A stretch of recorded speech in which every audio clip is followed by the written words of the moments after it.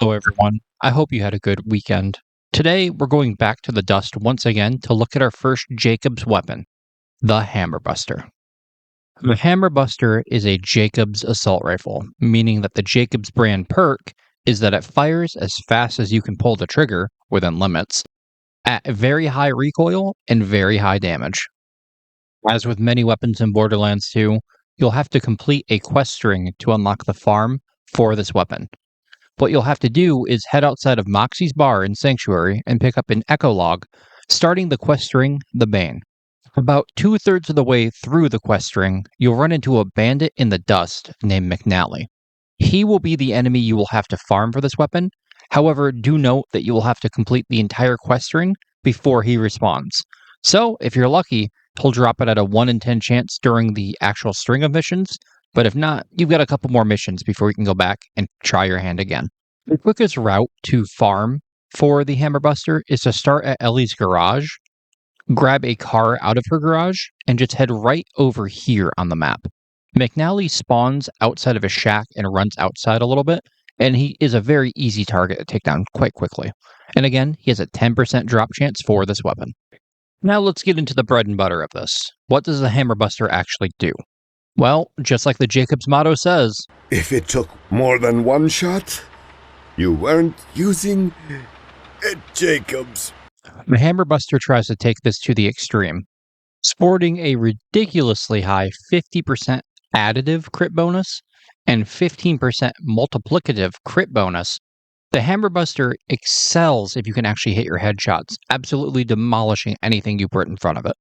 So I was asked if I could talk about what references the red text effects in some of these weapons are making, as you can see here from this comment.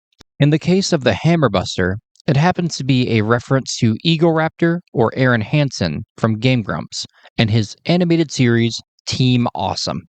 So which of the Vault Hunters can use this thing well? If you've been paying attention to some of the previous episodes, you'll remember that Zero has a lot of critical hit multiplying skills, which makes the Hammerbuster an extremely good tool in his tool belt. Braxton has some light assault rifle skills, which can come in handy when making the Hammerbuster a more effective weapon, as well as Krieg getting bonus damage to assault rifles while he's in his fight for his life mode. That being said, while this weapon doesn't really lean into anyone's playstyle specifically, until you get to the higher levels where enemy health is outpacing weapon damage, the Hammerbuster can be a very effective tool for anybody. Let's get technical with some weapon parts, shall we? As always, having a matching grip to increase the magazine size and reload speed of the weapon is paramount to using the weapon at the highest of tiers.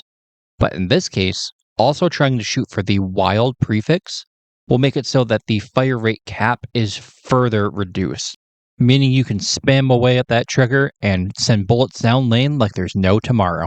And as a real fun side note, if you really want to have a good time with this weapon, if you're on PC, rebind your fire weapon button to scroll down on your mouse. And, well, you can really test just how high the fire rate cap is on this thing. And with that, we wrap up the Hammerbuster. We'll still be in the dust for a little while longer yet. And in the next episode, we'll either take on, in a clan war, the Maggie or the Slaga, depending on which one I can get to drop first. You know how that goes. Alright guys, end of the video, and as always, leave a like if you enjoyed, comment if there's anything you think I can improve on, subscribe if you're enjoying the series. And I wanted to give you guys some good news. I have a thumbnail coming for the series as a whole to kind of dress up the series, if you would.